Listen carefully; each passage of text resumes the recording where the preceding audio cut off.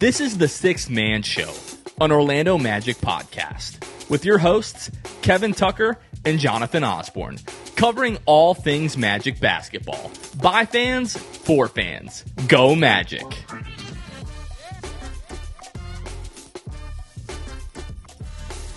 What's going on, Orlando Magic fans? You guys are back with the Sixth Man Show. Today is Monday, December 2nd, 2024. I'm Kevin Tucker. Jonathan Osborne has the evening off today. Much deserved break for him for this weekend. He was also a little bit under the weather, so you're stuck with me. And the Magic are doing pretty well right now. And so I thought about maybe getting on here and doing a solo show, and I just didn't feel right. Like, the team is playing too well. They got a 6-game win streak again. I was like, I got to have someone else join me for the show. And I thought it'd be great if I had someone join me who maybe had podcast hosting experience, maybe specifically Orlando Magic podcast hosting experience. I thought that would be pretty cool. So I was thinking about who it could be. And then I was like, maybe there's someone out there who has experience co-hosting the Sixth Man Show. And that's when I decided to call up our old friend. You know him. You love him for his hot takes and even more for his hot nipples. Welcome back, Mr. Luke Sylvia. Let's go. Man, I appreciate the intro there. Wow. Yeah, it felt different hopping back into the chair, because it was like, I haven't touched this equipment in 5 months. So right. I was like fidgeting with the microphone before I got on. I was like, oh man, I really hope the microphone still even works. And it was giving me trouble at first. I was like, oh, this is terrible. But yes, we are back for tonight, and man, it feels good. People take a break and they come back and they're like, I feel energized. That's me right now on this episode. I feel like you guys will get the energized Luke Sylvia that you guys came to know and love, and that's I'm excited for it. That's right. And, it's for, I should back up just for, in case we have new viewers, new listeners, It happens sometimes. Yes. Luke Sylvia was the former co-host of the Sixth Man Show for 4 years? 4 years and some change. Sheesh, that's crazy. Yeah. So, stepped away from the show this past summer, and so glad to have, Kevin. Yeah, what's up? Our Orlando Magic are on a 6-game win streak. Yeah. So this doesn't feel right now, to be honest with you. For those that are listening on audio platforms, I have a Magic jersey on, which is cool, but for those of you know. So give me 1 second. Oh no. And the crowd goes wild. They say, free the Nips, free the Nips, free the Nips. Let's go, man. 6-game win streak. I couldn't see. Okay, so behind the scenes on this, for those of you that can't see, the shirt is off at this point. Last season, somehow it started. I was pumped up about a 5-game win streak, or about a win streak in general. And then we established that this is like a 5-game win streak rule moving forward. So I would remove the shirt anytime. I even was known to rip some shirts. Yeah. So we had some fun moments with this, and we talked about it, because the Magic, we're so good now. This is like our second game, 5-game win streak in like a month. And so we talked about me hopping on post-game live or something and doing a bit with the shirt coming off, whatever. And it just didn't, it didn't feel right. And now I understand why, because we didn't know it, but about a month later, you'd be asking me to join you. So now we get to do it for an official episode. So I'm excited to be back and talk Magic basketball. Love that. And I know all the viewers at home are excited to be able to see your shirtless self here on the show. Before we talk more Magic basketball, a lot of people have always been asking us when the next watch party is. And I'm here to tell you it's this Friday as the Magic take on the Philadelphia 76ers. This watch party is going to be at the Tin Roof, which is located in Icon Park there on I Drive, specifically 8371 International Drive. Of course, in Orlando. Again, that's in Icon Park there on I Drive. The Tin Roof is what it's called. So again, that game tips off at 7 p.m. on Friday. So the watch party will start kicking off around 6:30, which will be a lot of fun. But wanted to let you guys know. Again, that's this Friday, December 6th. Magic at Sixers. Tip off at 7. Party at 6:30 at Tin Roof at Icon Park. All right, Luke, We're going to kick off our show here talking about the Magic like we do every week with what we call the State of the Magic. This is kind of the recap of the Magic's week and how we sit amongst the Eastern Conference and the entire NBA. And this week, your Orlando Magic went 4-0 with wins over the Charlotte Hornets, Chicago Bulls, and twice over the Brooklyn Nets. The Magic sit at 15-7, which puts them third in the Eastern Conference, 2 games behind the Boston Celtics for second, and 3.5 games behind the first seed Cavs. The Celtics lost tonight at Cleveland, so the Magic are now just 2 games back of the Boston Celtics for second in the East, which is wild. And they are also 2 games ahead of the 4th seed Knicks, who the Magic, of course, play on Tuesday. And trust me, we will talk a lot about that Tuesday game here later in the show. Magic currently have an offensive rating of 110.7, which is 22nd in the league, a defensive rating of 104.5, which is 3rd in the league. Somehow, it's hard to believe there are 2 teams with statistically better defenses than the Magic, but here we are, which gives them a net rating of 6.3, which is tied for 6th in the league. Not 6th in the East, 6th in the league, which is wild. Again, 15-7, and you've played now 17 games without Paolo Banchero. Before we talk specifics, Luke, about the 2 games we witnessed this week and the games that are ahead, we haven't heard from you since July or something like that. So give Magic fans your thoughts, your synopsis of the first 22 games of Magic basketball. How have you been feeling? What have you been seeing? What have you been liking, not liking? Yeah. How has Luke Sylvia been enjoying it? Like everybody else, I am flabbergasted by the East and how poorly, and maybe flabbergasted isn't, like, if there was a conference that was going to have a bunch of teams under 500 between the two, I would have told you it was the Eastern Conference. But that was surprising to me. And what is also kind of surprising to me, definitely surprising to me, is that the Magic are a top 3 seed in the East right now, regardless of the struggles of everybody else. If you would have told me, hey, the Magic go down, Paolo Banchero, and it'll be for 6 to 8 weeks probably eventually when we get to see him, I did not think that this team would be able to stay afloat like a lot of other people. And really that has a lot to do with maybe we didn't trust Franz Wagner enough. We definitely didn't. And so, we had the shooting struggles last year. If this was last year, Franz, I don't know that this happens at all. Franz is great, but he just didn't have a 3-point shot last year. Now it's respectable, shooting probably 35 or 36% now from 3. And it's like they have to respect him now. He has more gravity as a result. And Mo Wagner, I have a lot to say, to be honest with you. There's a lot of bases to cover. But shout out to the Wagner brothers holding it down while Paolo Banchero has been out.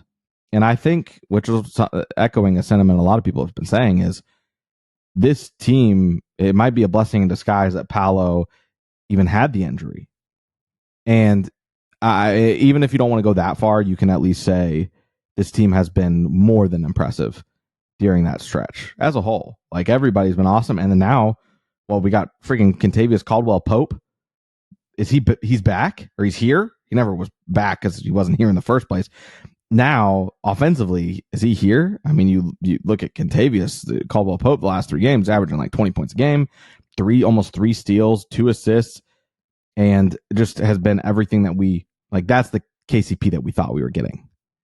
And so everything feels like it's coming together, pointing to this climactic point when Paolo returns, and everything is just one thing after the other. And I cannot wait till we get Paolo Banchero back, because I really think that, as far as contending for maybe an Eastern Conference spot in the finals, this team looks like they could do that they're primed to do that. I'm not ready to say finals, but I am ready to say they could contend for the Eastern Conference, especially with as weak as they've been. This team is just insane to me this year.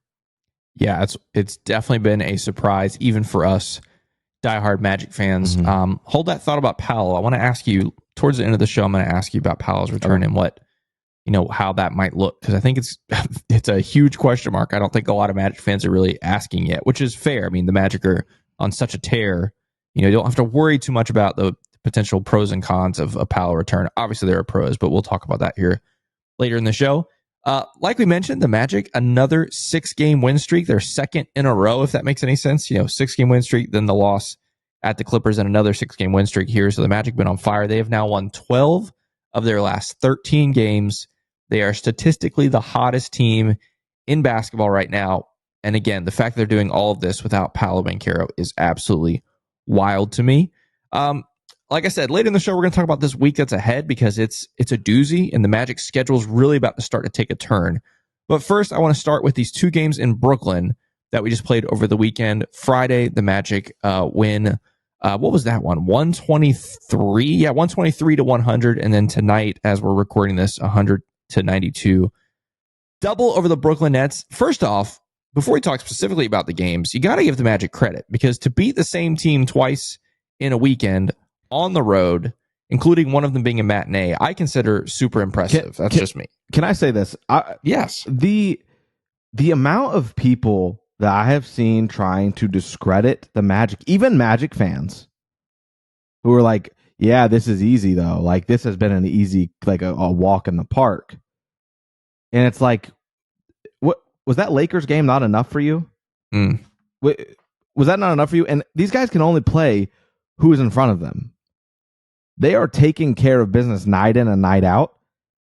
2, 3, 4, 5 years ago, whatever it might have been, the Magic don't take care of the teams that they should put away. And there weren't as many teams that they were expected to even put away, and they still couldn't put the even trasher teams away. You know what I mean? Like, and that's not that. I mean, that is kind of a diss at the old teams, but like, it really isn't because it's shedding light on the fact that this Magic team is perceived to be better than almost everybody else in the Eastern Conference, aside from two, and then you can argue the Knicks. But right now, the Magic are ahead in the standings because they've handled business. Don't you think Knicks fans would love if they handled business the other night? Who was it? Who did they lose to? Like the Spurs or something? Jazz. The Jazz. That's the one I'm thinking of. Like, they're not putting away the teams that they should put away. And the Magic are without Paolo Banchero, too. And I think that we're becoming a little bit spoiled by the fact that the team doesn't have Paolo Banchero, that we're easy to dismiss the teams that we've played just because they've been on a tear. And it's like, yeah, well, the team it's been a cakewalk, but it's like, yeah, they haven't had Paolo Banchero, though. Stuff that we used to shout from the mountaintops when Paolo Banchero went down, we're down Paolo Banchero, we're down Paolo Banchero. Nobody's doing that anymore. And it's because the Magic have earned it, but it's a double-edged sword because people are now trying to discredit. It's like, yeah, well, we expected you to beat those people. It's like, no, man, it doesn't matter. We earned where we're at. We earned the conversation of beating the teams that we should beat. And it's a lot of them because we're that good. So I just think that like the respect needs to start being put on the Orlando Magic. And if it doesn't happen sooner rather than later, there's going to be a lot of people that are like, man, I didn't see it. I wish I didn't discredit them for beating the easy teams when they had that stretch of 2 6-game win streaks with one loss in between. Get out of here. One of the things that we've talked about off the air and maybe once or twice on the air is the fact that the Magic have technically caught a lot of breaks this season, right? Like, yes, they not only this stretch, had a relatively easy schedule compared to what the NBA landscape looks like, but several of the teams during the stretch have coincidentally been injured in some form or fashion. Thinking back even Friday against Brooklyn, how many guys they had out, for that game Friday. Monday against Charlotte, that was the first game the Hornets have played without LaMelo Ball all season. And, that's just the past week, go back even further, during this win streak. And so on the one hand, you can look at it that way and say, oh, the Magic, they've been getting very lucky, playing these teams in this, that are injured or whatever.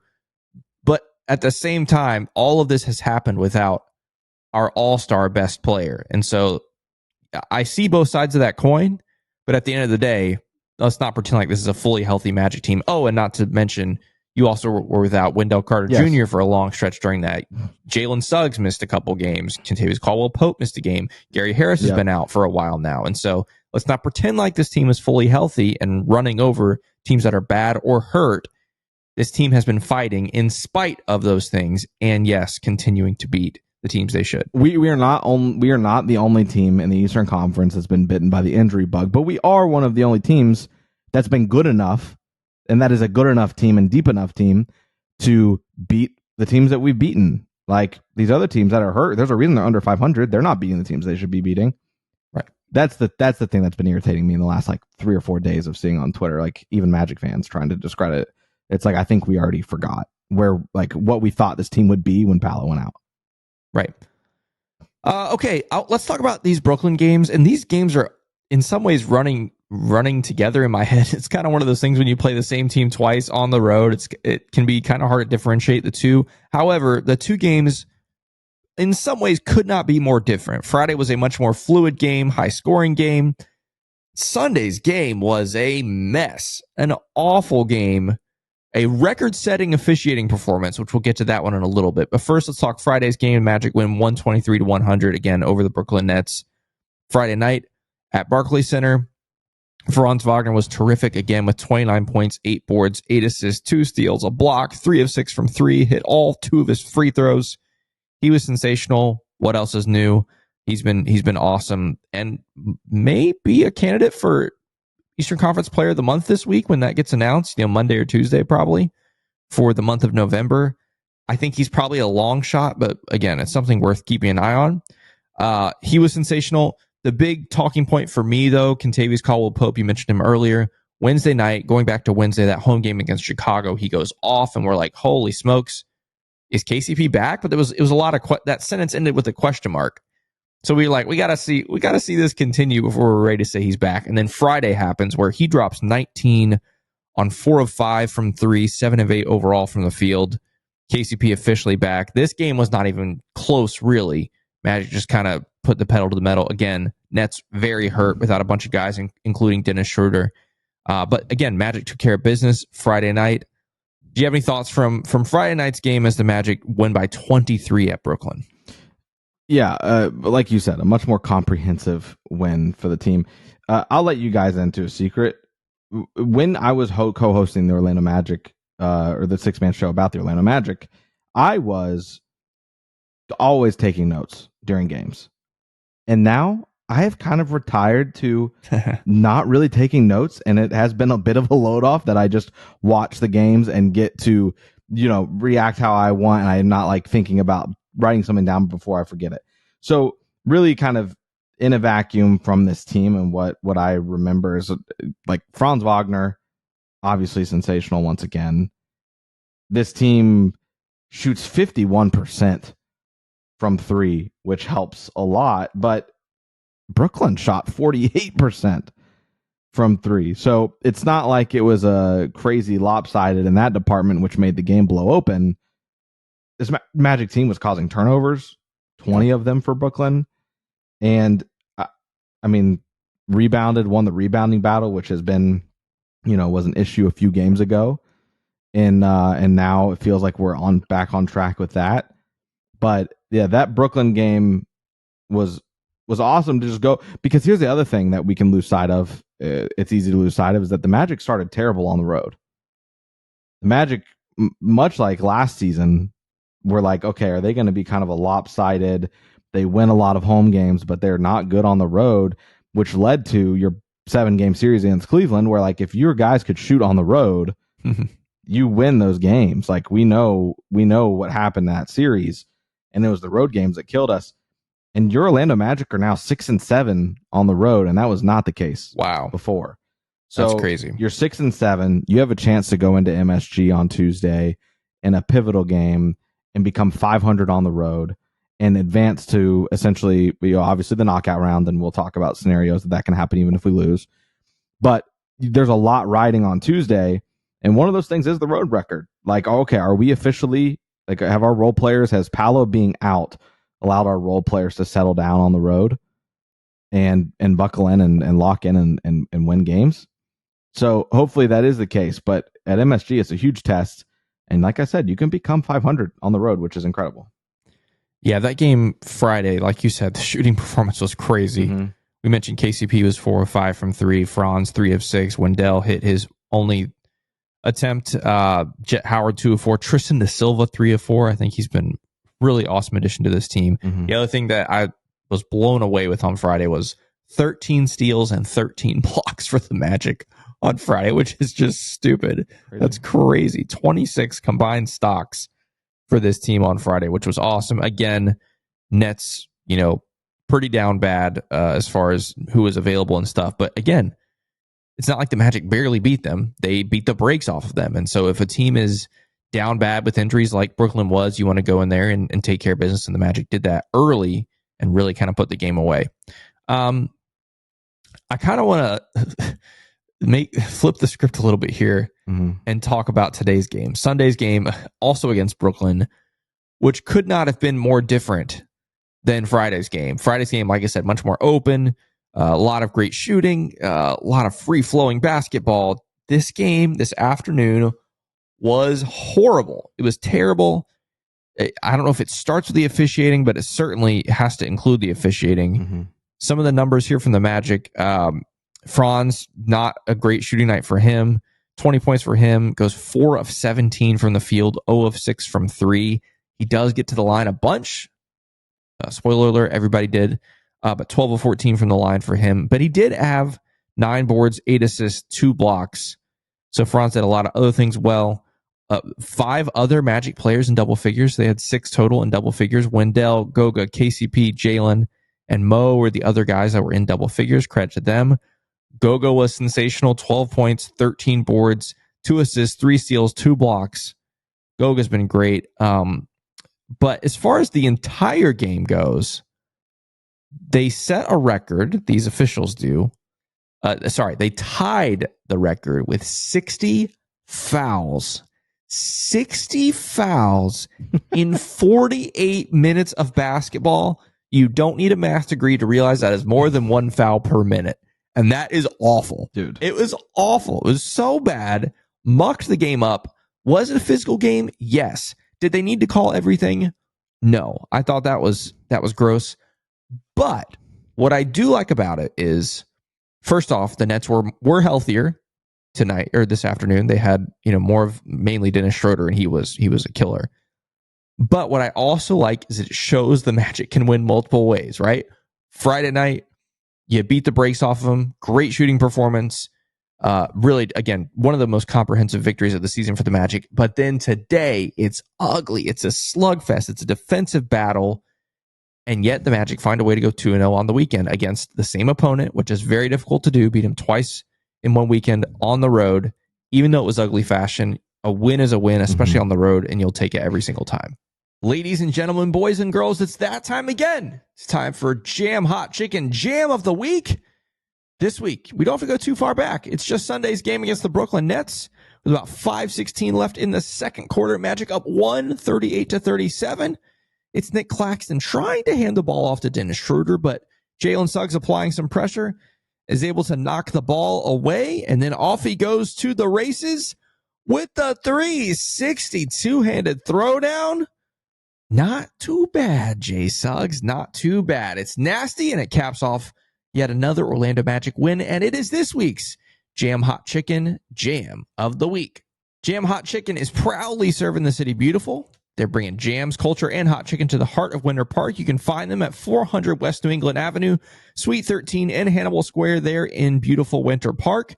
You can follow them at Jam Hot Chicken on all social media and check out their website at Jam Hot Chicken FL, where you can check out the menu, online ordering, and all things Jam Hot. We love Jam Hot Chicken because they love Orlando Magic fans. Go check them out. And I promise you, you will not be disappointed. Again, it's hot stuff. It's hot. Whatever you think you can handle when it comes to spice, maybe order a level down. If you like hot or insanely hot, maybe get mild and just try it there. Again, whatever you order, you're going to love it. And when you go to the Jam Hot Chicken, just let them know that the Six Man Show sent you. The Six Man Show is also brought to you by a Bantopolis, diehard from ATL, Daniel Flores, Evan Harris, and DC Magic. Those are 5 of our Hall of Fame and elite tier patrons. Our patrons, those are the people that financially support the Six Man Show and make everything that we do possible. To find out more information, you can go to patreon.com/The Six Man Show, where you can check out all our different levels and tiers that we have available for you to choose to support us with. Also, on every episode, we shout out brand new patrons that we have. And today we can shout out DR, who joined our Patreon at the all-star tier level. So big shout out to DR. Welcome to the club. Again, if you want to join us in our mission to grow this Orlando Magic fan base and grow this community, again, check us out at patreon.com/The Six Man Show. And now let's get back to the episode. I'm going to ask you the question that I've asked everybody else, and then I can give my thought on it. Mhm. Was this game harder to watch, or was the Hornets game harder to watch? And there's multiple angles you can take from this, but do you, in your opinion, with harder or more difficult being the subject here, was it harder or more difficult to watch? To me, the Hornets game was more difficult to watch. That was pretty miserable. Not only because of, I should say, the reason for it was because of the Hornets turnovers. Like, that's what did it for me. Mm-hmm. It wasn't just about the Magic, and the fouls or bad offense or whatever. It was that the Hornets just were so stupid with the basketball, it made it unwatchable. Anytime the Magic tried to give the Hornets a chance to win that game, the Hornets just refused and just gave us the basketball. So that was just an ugly, not even just fundamentally poor performance basketball wise. So I would say that one was harder to watch. I agree. I've seen some other people say that this Nets game today was, but I think they forgot about that Hornets game and really did, because when you look at it from today, it was ugly because of the refs, and you couldn't also, you weren't shooting the 3-ball well, but you didn't shoot a super high volume. You shot 28. Yeah. So I didn't care as much about that, but the fact that those officials, and I'm not one, I get irritated when people talk about the officials. So, because chances are it was really your team's fault for the situation that you're in, not really the refs. They might have, added insult to injury, but to watch them in this game was just like absurd. Like it felt as slow as baseball at points. Yeah. Where it's like, dude, I could go eat my dinner and come back and we'd be 2 plays down the road. It was ridiculous. The Hornets game was ugly just because you got out rebounded 52-39. You shot 52% from the free throw line, and you only shot 17 free throws to begin with. And also it was ugly because the Hornets gave up 33 points off of turnovers, and you only won by 11. So to me, that Hornets game all around was just worse because it just implied that the Magic sucked. And this game against the Nets, it can at least, even though it was only an 8-point win or whatever, it still was like, no, like this game was just awful to watch because the refs. If the refs didn't get in the way, it still could have been fun, but it just wasn't fun because the refs made it about them. Absolutely. I kind of want to ask you, this game was a good synopsis of this, but like I mentioned, Goga, 12 points, 13 boards, was super active, especially in that first half. What have your thoughts been about Goga? Obviously, before, when was that? Wednesday was when Wendell came back. Before that, Goga was starting in place of Wendell. Now, the last 3 games we've seen Goga with Wendell. What have your thoughts been about Goga so far this season, stepping in for Wendell, and even your thoughts about Goga and Wendell playing together right now? The first thing that entered my mind when this happened, when we get the notification the Magic are going to start Wendell and Goga, was I went right back to the season that he started Mo Bamba and Wendell Carter, and I was like, he's going back to it. Like we're going back to this. I don't know how I feel, but you've won the games that this has happened. So I don't know that I can really say anything to discredit what this has done. And even today, like all of them are plus in the plus minus category. Like all of them looked good. Like as far as playing together as a unit, never like being the reason that we like completely gave away anything.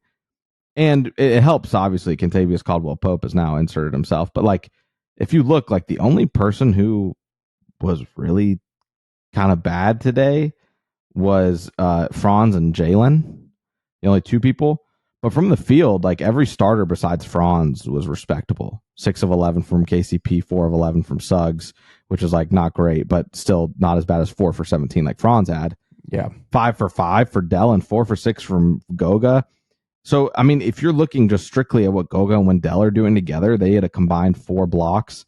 They had a combined 4 steals today. So, 8 total stocks for both, combined. And they both scored in double figures. Wendell was perfect from the field, 5 of 5, 1 for 1 from 3, and Goga was 4 for 6. I don't know how you can look at least from a box score perspective, and say, this is bad. I think this is absolutely a placeholder until Paolo is back. But I don't mind it because like what was it when you played, was it the Hornets or was it when did this first get rolled out? Two games on Wednesday. Ago, Bulls. Yep. So like watching that, it's like you're able to be a lot bigger on that front, and you're going against the Bulls who like all they have as far as really a big in that starting lineup is Vooch.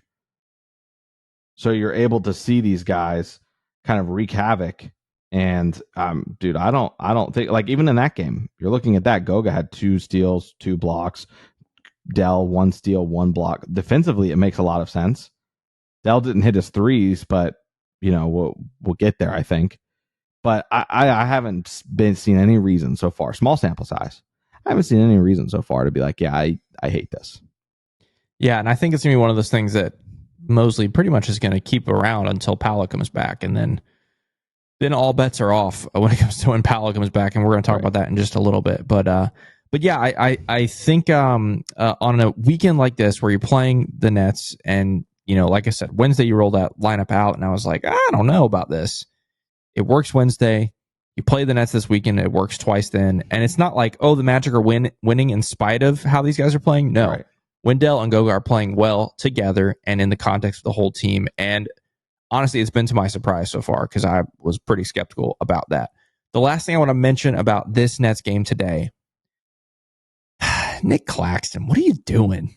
What are you doing? What a freaking clown, man. That was what a little so cheap stupid shot. If you maybe turn the game off, before this, I don't really blame you. The Magic pretty much had it in hand, but the Nets needed to foul to stop the clock, to get free throws and all that kind of stuff. And so instead of taking a traditional foul, Nick Claxton decided to whack Franz Wagner in the noggin. I mean, like a full arm, slap, not a hand slap, but like took his arm and just, bumped him right on the right side of the face. And Nick Claxton got a flagrant 2 foul, was ejected from the game. And yeah, you can't spell Claxton without an L. So shout out Nick Claxton for being an absolute idiot and a loser. And Franz is, hey, what I liked about Franz was he turned and made sure Nick Claxton knew, hey, I'm not about that. But then he just walked away. He's like, nope, right. I got a big game on Tuesday. Yeah. I'm not going to get involved in this. Nick Claxton has nothing to play for right now. He can get suspended for a game or two, not have any problems. I've got bigger fish to fry. I've got a big week ahead. And so shout out to Franz for that. Okay. Sorry, did you have something there, Luke? I'm sorry. Oh, no, just screw him. Oh, yeah, screw Nick Claxton. Absolutely, 100%. That's good. Okay, I wanted to ask you this, Luke. So today is December 1st. We're recording this. The Paolo injury was announced on Halloween. So that's October 31st. So we are now over a month after the Paolo injury was announced. When it was announced, it was said 4 to 6 weeks is when he'll be reevaluated. So we are now past the 4-week mark. Okay, we are now within the 4 to 6 week window when it comes to reevaluation for Paolo. So we expect to hear something in the next couple weeks, and then hopefully, maybe he comes back within these 2 weeks, but more than likely it will be longer than that. Here's what I want to know from you: this team is rolling. Okay, 12-1 in their last 13. This is now a different starting lineup in the last 3 games, obviously, like we've just talked about, with Wendell being added back in. What in the heck is Jamal Mosley supposed to do when Paolo Banchero comes back? Like, what are you thinking? What would you do? Obviously, by that, I mean, obviously, Paolo's going to start. So who goes to the bench? Right. What does the bench unit look like? What are your initial thoughts about if Paolo comes back tomorrow? What are you doing as the head coach? I'm starting. My starting lineup is. This hurts me to say. My starting lineup is Suggs, KCP, Franz, Paolo, Goga Batadze. I think he has left you no choice, and you hate in general. I'm saying in general, you hate to see a player losing starting spot when they were out to injury, and I believe it's that. Mose has even said something to that effect. When it came to Dell, maybe, but I feel like I've heard it generally said from Mose, a guy's not going to lose a spot because of injury or whatever. But I don't think you can look at what Goga has done and say that Wendell needs to be starting in place of him. For me, it's all about, like, Jamal is all about continuity. And I just don't think you can trust, we know this, but you can't trust Dell to stay healthy. So if I've got my starting unit, which is comprised of my 2 studs, I am going to keep that as, the continuity as seamless as possible. So I think you've got to send Dell to the bench. And that being said, I think Dell would be awesome on the bench. I think that it's not like I don't like Dell. I affectionately called him Win Daddy and still will. But he can absolutely contribute to the bench. Now, where it gets tricky, what do you do with the rest? Yeah. What are you supposed to do? I have no idea, to be honest with you, because Tristan da Silva, in the absence of Paolo, has stepped up. And he hasn't won you games per se, but he hasn't lost you games. He showed promise, and it's like, oh, this is something we should look into. Oh, and by the way, he's like, 22, 23 years old. You've got a limited timetable when it comes to Tristan da Silva as far as getting him accustomed to the game and the flow of the game. So you've got a decision to make there. Then you look down the rest of the bench. Like, let's just look at who played today on the bench. Jonathan Isaac, da Silva, Mo Wagner. You can't not play Mo Wagner. He has been a huge reason, like 1B, the reason that you have won all these games. So you can't take stuff away from him. Even if it is just the 16 minutes that he played today. You can't take it away from him. So yeah, you've got Isaac, da Silva, Mo Wagner, Cole Anthony, Anthony Black, Jett Howard. Cole Anthony's out. Unfortunately, he's out. We've seen spurts and whatever. I don't think it's sustainable. What was it? Was that the Brooklyn game on Friday, or was it the game before on Wednesday against Charlotte that he had a great game? But in looking at that, like I put out like I said on Twitter, I'm thinking of a world where Cole Anthony has like it back together, and how awesome it would be if you can just have Cole Anthony play and give you everything off the bench. 3-point shooting, shot creation, facilitating. Like, he can do all those things when he is on, but when he's off, we all know what the case is. So after that game, I was like, man, I was daydreaming about that scenario where it's like, oh man, that would be incredible. I don't think that's sustainable. He only plays 5 minutes tonight. I think that's just the way it's trending. He's going to go back to the bench when Paolo is back. So then you're looking at so we eliminate Cole. Then what do you do? Because at your bench at that point, if you do send Dell to the bench, is Dell, J.I., and I'm counting on YouTube for those who can see how many this is. Dell, J.I., da Silva, Mo Wagner, Anthony Black, Jett Howard. That's 6. I don't know that you're running like an 11-man rotation. I don't think you should when it comes down to it, right? Like, you played Cole for 5 minutes, so really you played like 10 tonight, 10 today. So I don't know. I think you've got to eliminate one of those guys from the rotation. Who are you eliminating? I don't know. Is there enough there with the Goga? They're different play styles, but is there enough there to say like, oh, I could see Jamal running Mo and Dell together at points?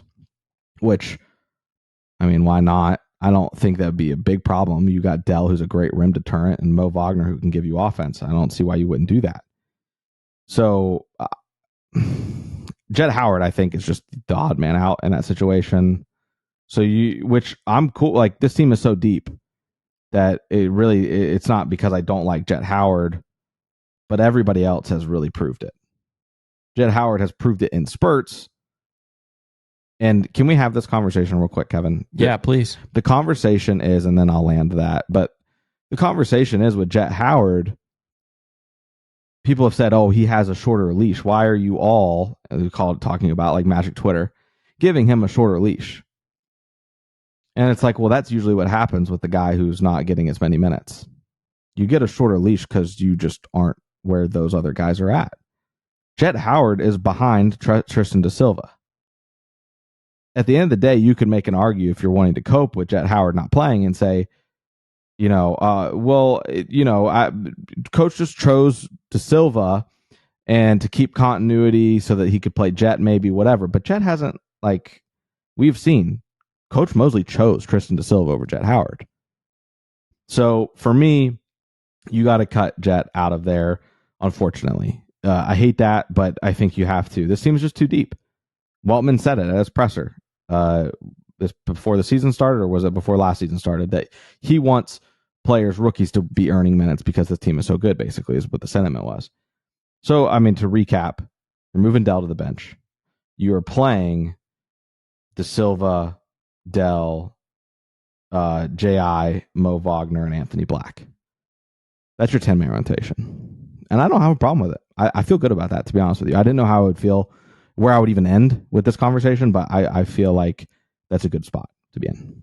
Yeah, and if I were to pick the 10 guys I thought were most deserving and gave us the best chance to win, I would pick those same 10. The part that gets tricky for me, though, is that bench unit. If you're thinking about it being Anthony Black and Tristan Da Silva as kind of your backcourt, and then it's like J.I., Wendell, Mo as your front court. Those are some big dudes. You're going to have to stagger. You don't have a choice. Like you're not you're not hockey subbing this, and of course you gotta stagger, because that would be pretty ugly. Exactly. That would be pretty interesting. But I say that because there have been stretches. Even tonight, as an example, where Jamal's throwing a whole all-bench lineup out there for stretches of games. Now, when you get Paolo back, that's more than likely going to be different, because we tend to stagger Paolo and Franz for most of games that are at least competitive.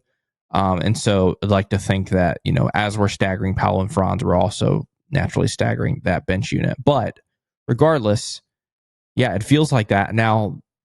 I think one guy that has that, again, this is, if you or I were to coach, this might happen. I still have a hard time believing that Mosley's going to keep Gary Harris out of the rotation. I think he's going to find a way. He loves Gary Harris, and Gary Harris of late has had some better shooting performances. So I think there's a chance that happens. But outside of that, I think you're right. I think Cole's gone, Jet's gone. Tristan Da Silva has absolutely earned that spot. But again, these are all really good problems to have. And hopefully these are problems we're having to face very soon, because that means that Paolo is back. Again, we've crossed that 4-week mark this past week, and so hopefully we hear something from him soon, or something about him soon. Not only because we want to have him back, but because, Luke, this is where the schedule changes. We talked about how the last several weeks have been somewhat favorable for the Magic when it comes to the schedule.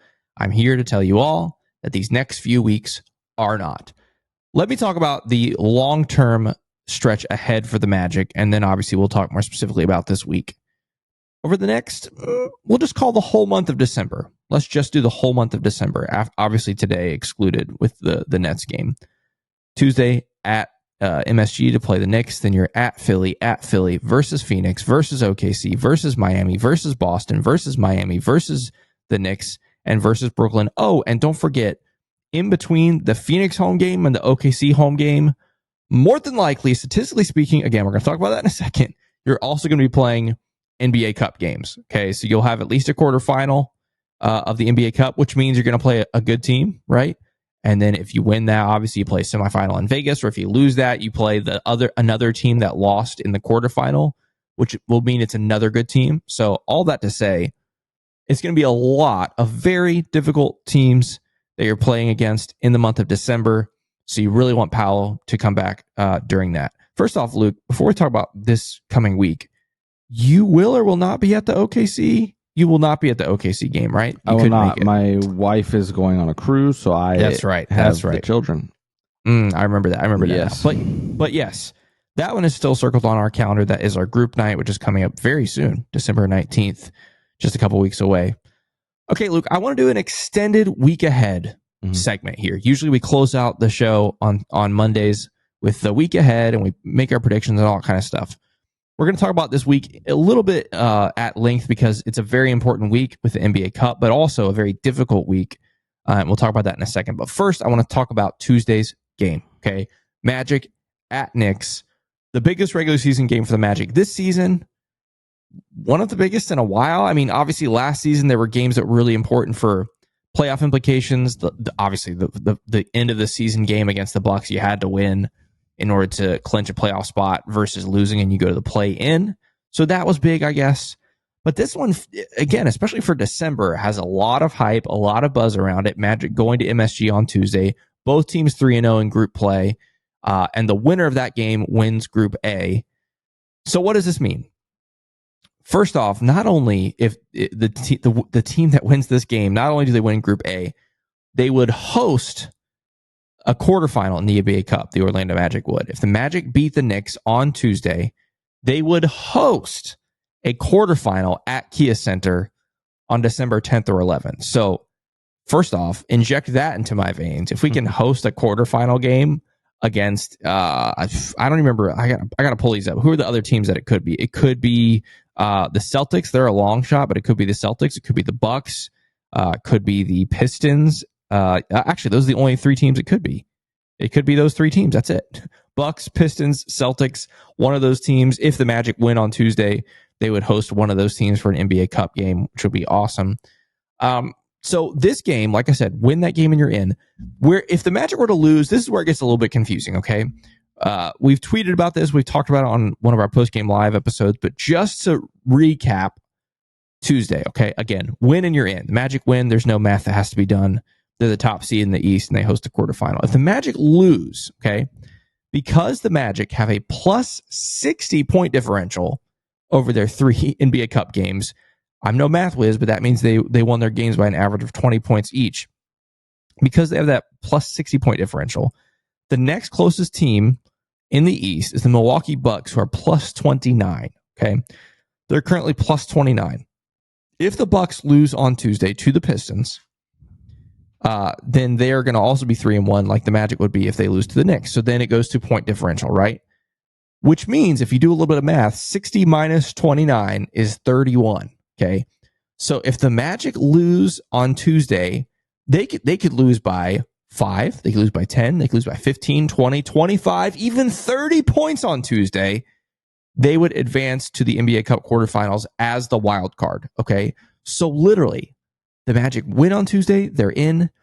The Magic can get blown out on Tuesday and they're in. They just can't lose by more than 30. That's it.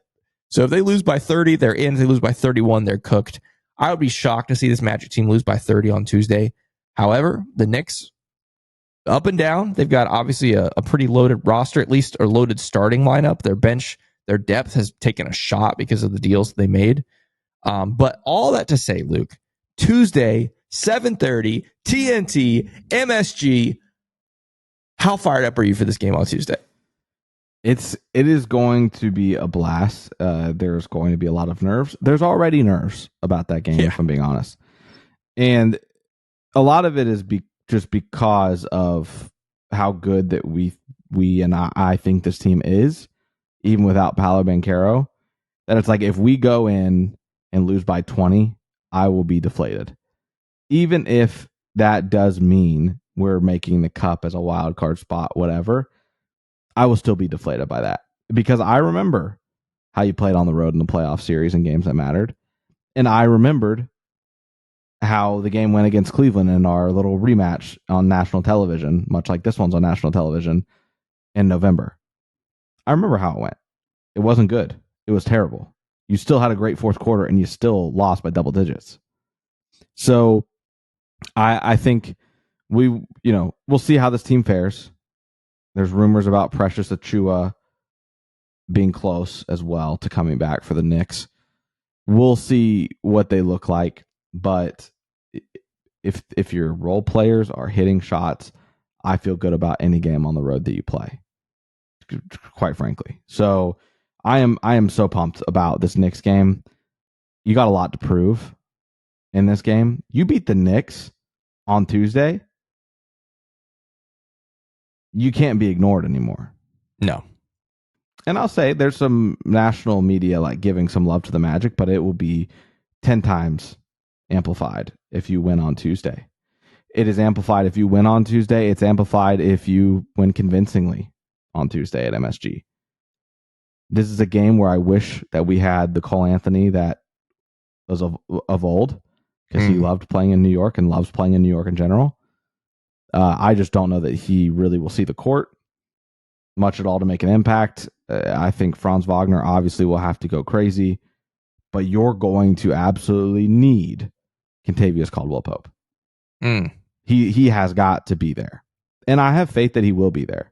So I think he genuinely is back. I thought it was hilarious, by the way, as an aside, that he attributed the birth of his baby to like the stress being off their shoulders, which, I mean, great for him.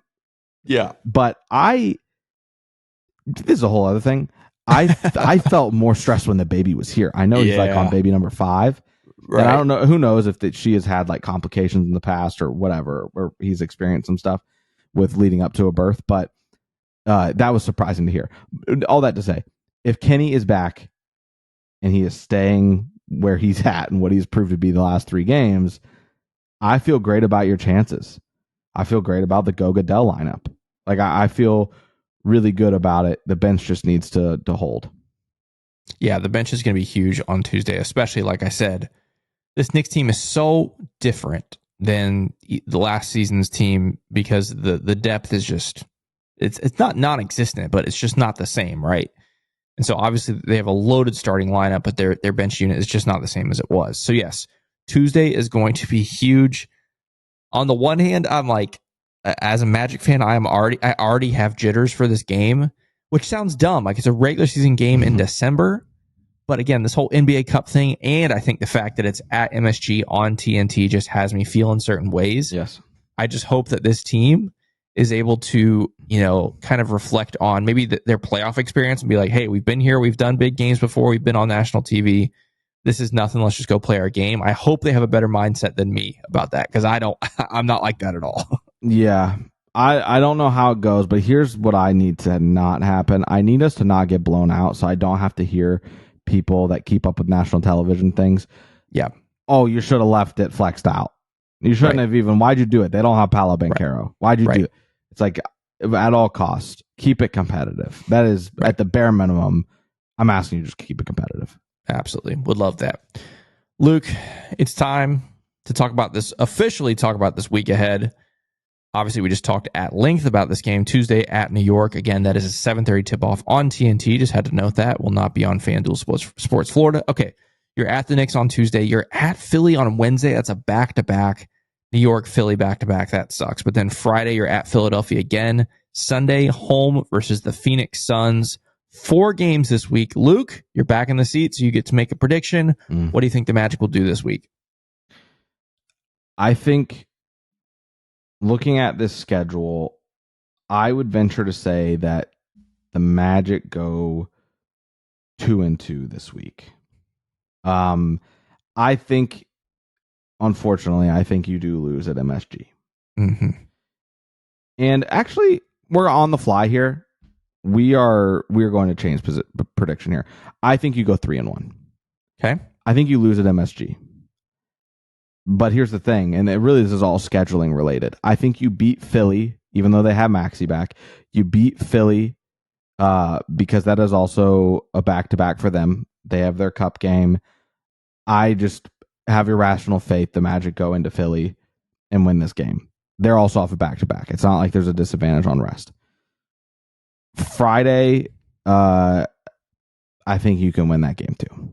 I think that you can beat Philly. I'm not scared of Philly. I don't think they're that good. Embiid's in and out. Like they're not. They haven't had continuity to get good. I think they have a lot of potential. We haven't seen it thus far. Sunday, Phoenix. They're coming off a back-to-back. So they play. Let's see if I'm looking at this. They play the Heat on Saturday, so they have that Florida road trip back-to-back. And you're back at you're at home, right? Like you're at home.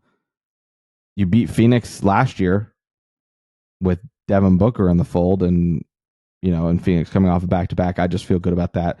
So I am going to say 3-1. A lot of emotions about this week. I will say, when I first looked at it, I was like, ugh, this might be 1-3. But the more that I looked at like the back-to-back scenarios, I think that you can go 3-1. I really do, with the only loss happening in New York. So we'll see. What about you?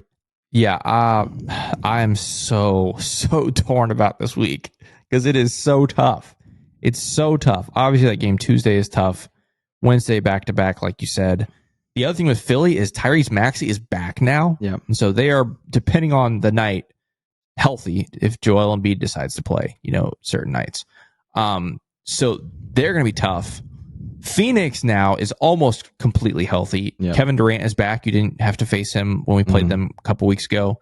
Nurkic is day-to-day. He could be back. Bradley Beal is day-to-day. He could be back. Obviously, you have Devin Booker, so that's a dangerous team. I'm going to work backwards here. Phoenix, I like what Jonathan said on the last episode. I'm not going to pick against the Magic at home until they lose. Right. I think I'm going to steal that from him, okay? Even though I think on paper that's a pretty dangerous game, I also like what you said. They're on a back-to-back, so I'm going to pick the Magic to win against Phoenix on Sunday. I'm going to pick... Oh, gosh. Oh, this is so tough. Okay, I'm going to go with my heart here. I'm going to pick the Magic to beat the Sixers on Friday. Yeah. I'm going to pick the Magic to lose against the Sixers on Wednesday. Fair. And I'm going to pick the Magic to... Again, I said I'm going to go with my heart. I'm going to pick the Magic to beat the New York Knicks on Tuesday. I love that. At MSG. I love that. On TNT. To go 3-1. So again, that's beating the Knicks, losing to the Sixers on Wednesday, beating the Sixers again on Friday, and beating the Suns on Sunday. That feels...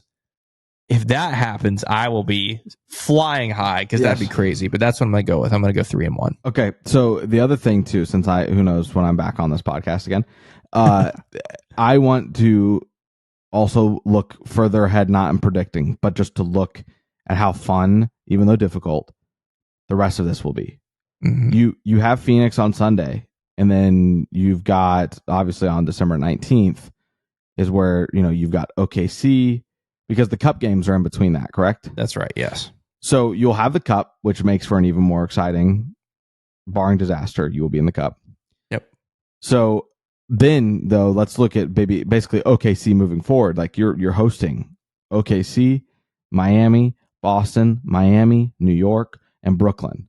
That's a fun 6-game homestand, and that Brooklyn game got more exciting because of how chippy today was. Right, and it's all over Christmas too. Like that's over Christmas season. It's gonna be awesome. Yeah, because you play Boston December 23rd, and then Christmas happens December 26th.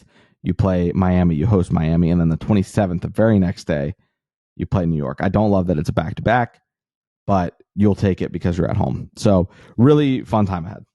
And not to mention, you should get a Christmas gift sometime during that stretch of Paolo Banchero returning, which will have its own growing pains, I think, in itself. But hey, the other payoff for that is you get through that tough bit of that schedule. You get 4 straight games versus Brooklyn, at Detroit, at Toronto, versus Utah.